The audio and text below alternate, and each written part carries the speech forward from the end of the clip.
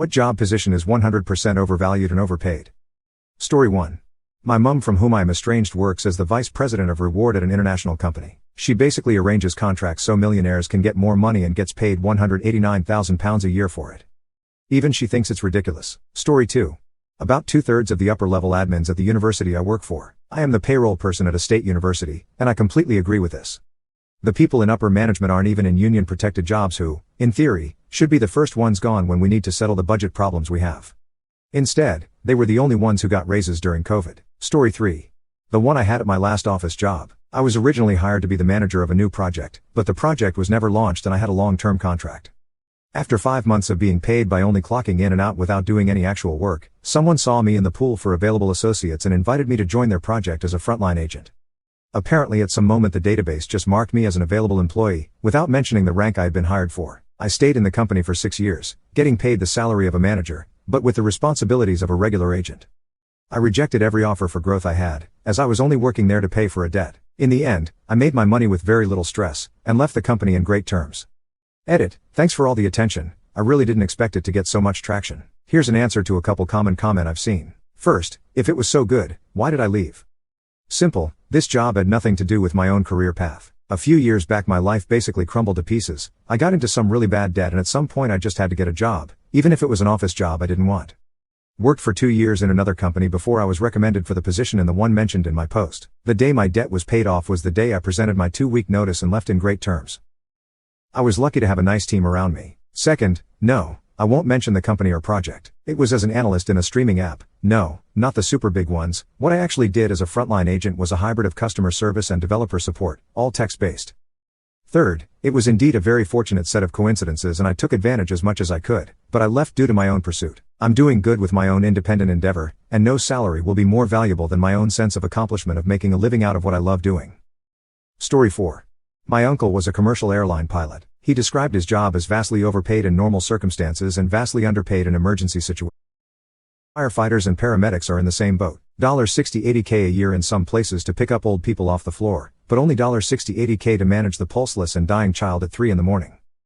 Story 5. Hospital CEOs.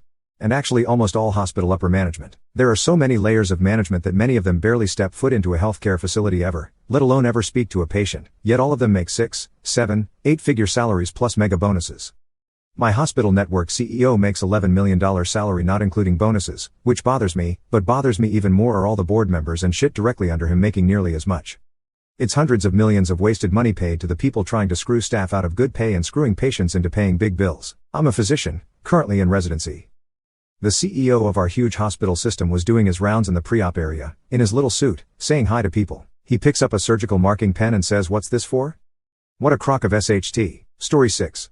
One night I babysat 3 kids for about 2 hours or so. The kids went to bed when I got there, and the parents had left dinner out for me, so all I did was eat their food and watch their TV and pet their dogs.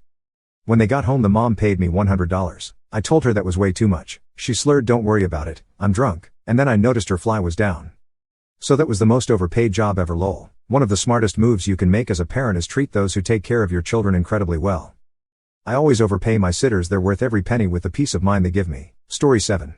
Whoever was in charge of that fuck up in Ohio. I was at a train museum with my kids one time that had this really cool kids area where kids could run model trains around, switch cars in the yard, etc.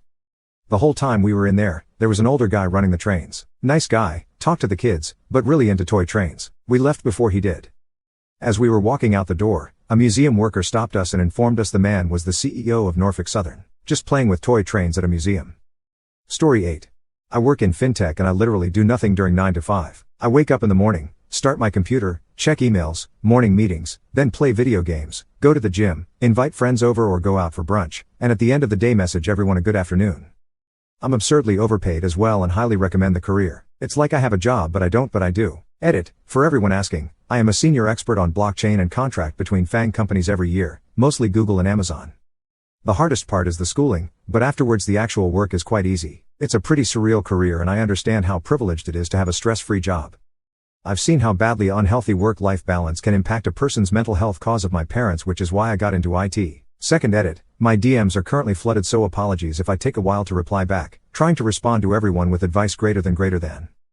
I'm in fintech too. I work super hard actually, like mind-meltingly hard, for about 45 minutes a day. Rest of the time is easy life, baby. Story 9. In-house legal for a corporation. I basically browsed the internet most of the day in my office, maybe reviewed 1 or 2 standardized contracts and occasionally sat in during a firing. I made $80,000 a year plus benefits. Edit, to clarify, I am a paralegal, not an attorney, and the work was limited to contracts and entity formation. I guess it depends where you are, and maybe my expectations were just wrong, but you made significantly less than I assumed most companies' legal departments made. My wife is IP counsel for a large US-based consumer product company. She makes $205,000 plus bonus plus RSUs. Total comp over $250,000. Works from home, relatively stress-free for her. Big part of that is the type of law though. Story 10. Do car salesmen really do any work anymore? Last time I bought a car I looked online, did my research, and knew exactly what I wanted and basically showed up ready to buy. The dealer just gave me the keys for a test drive, then did the paperwork for me. You'd be surprised how many people just go to the dealership having done absolutely no research. You were a dream customer and less than 10% of customers are like you. I was that informed customer. I went in on the last day of the month, hoping to get a deal because they want to hit sales quotas, knowing exactly what I wanted.